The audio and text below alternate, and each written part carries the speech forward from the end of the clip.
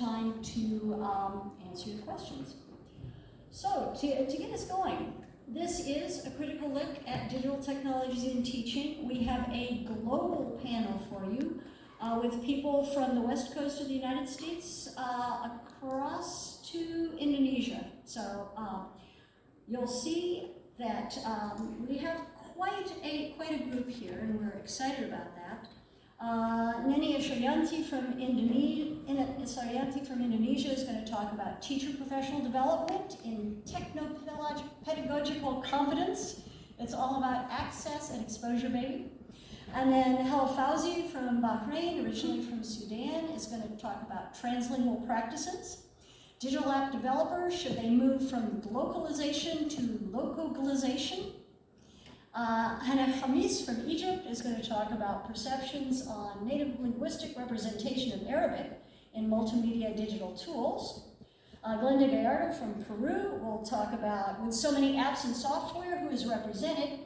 And I'm Deborah Healy from the United States, from Oregon, talking about social media and new technologies.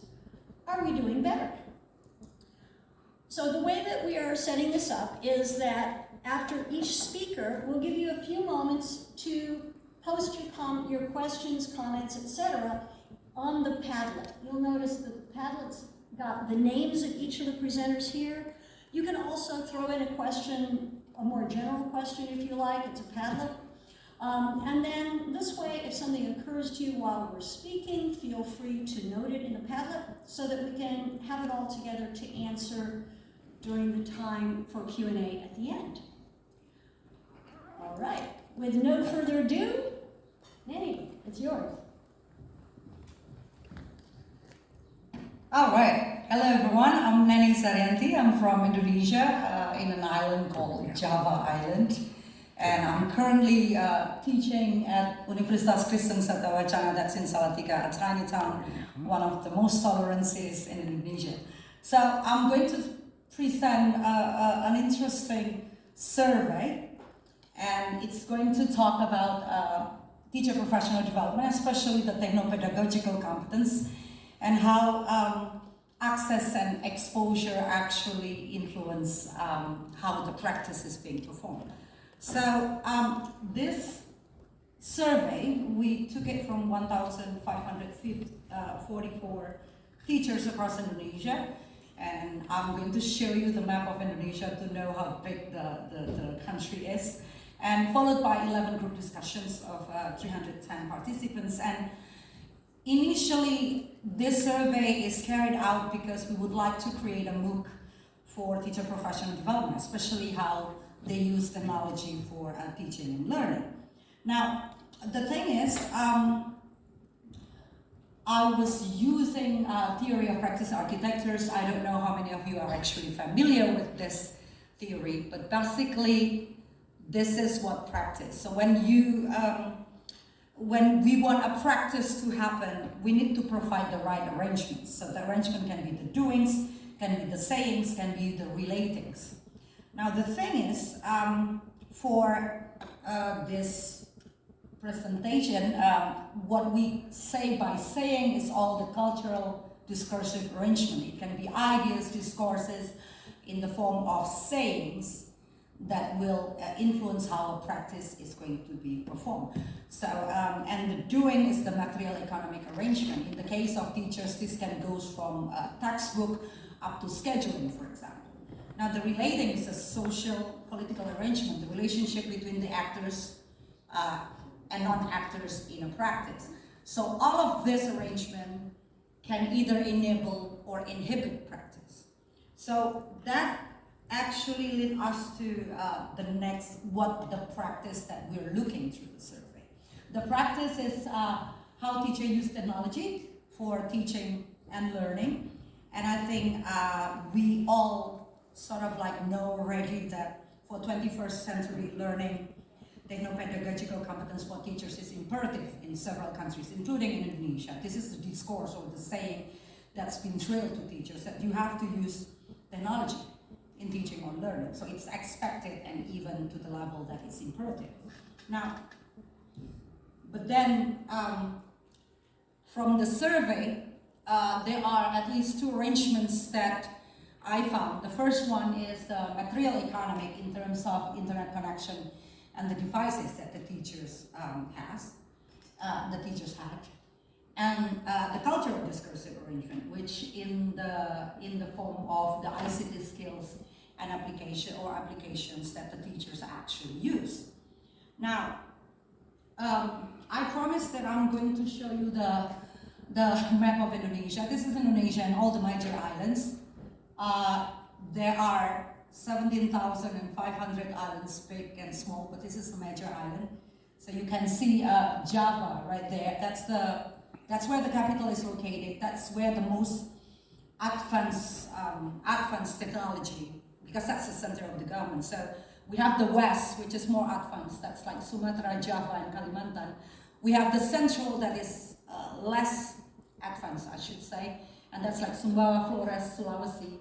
And we have the eastern part, which very deprived in terms of quality of education and technology. So the result of the survey looks like this. So if you can see internet connection speed, Java is being the top one with all the blue, the high speed connection. And Maluku and Papua, which is the east, is like they don't, the teachers even reported that they didn't even have the medium internet connection speed, and they only had like the low. So this is in terms of, now, of course, if you want the teachers to use technology, internet is one of the material economic arrangement that needs to be provided.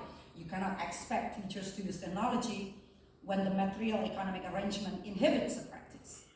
Now, in terms of device being used, so a lot of the teachers rely on laptop or computer and handphone. That's the highest, but still you can see that the numbers is very high in the medium internet connection speed. So although they do have the devices, but the internet connection again is not that strong. So this shows imbalance between the east and the west and the central, inequity, I would say.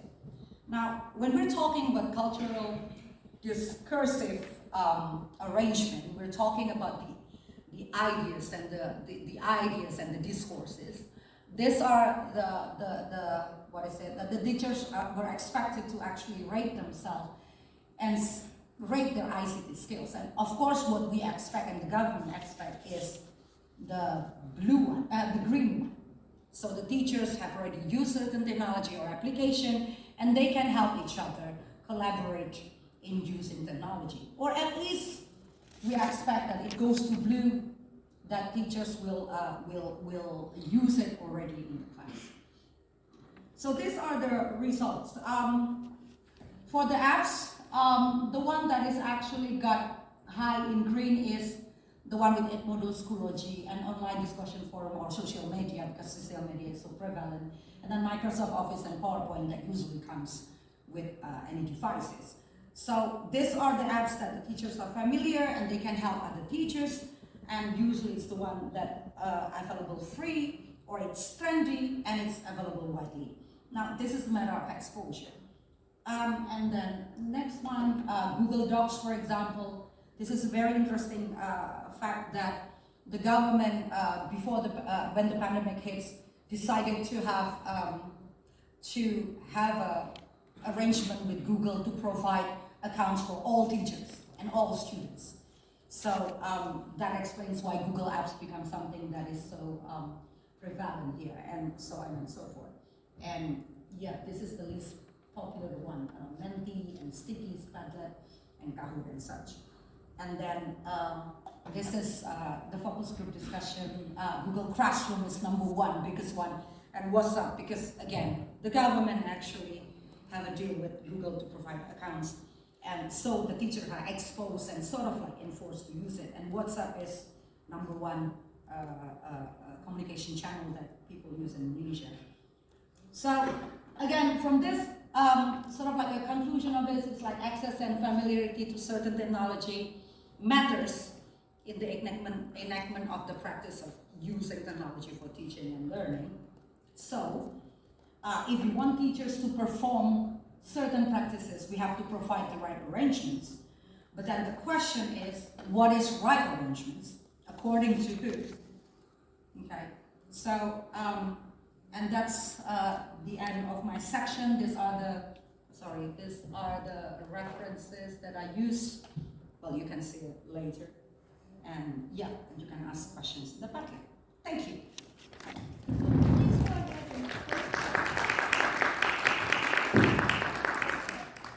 and wait a minute. I'll let people put their questions. Yeah. So if you have any questions, now's the time to post them on the Padlet. No? Okay, Helen, why don't you go ahead? People are not.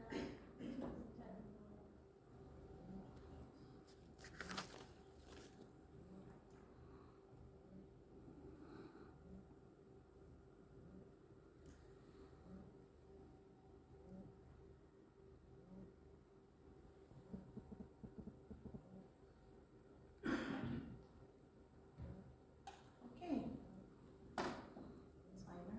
Sorry. Hello, everybody. Good afternoon. The title of my presentation is Digital Apps Developers. Should they move to globalization and localization?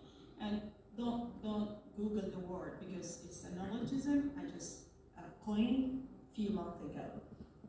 In my presentation, I will be critiquing with a deliberately critical lens the dominance of monolingual perspectives in developing digital tools and apps for users, with the perspectives of highlighting the need for web developers and designers to incorporate in the design the ideas of local context and translingual practices, and considering more input from various language varieties to be included as data sets for native speakers in the light of translanguaging as a process of meaning and sense making.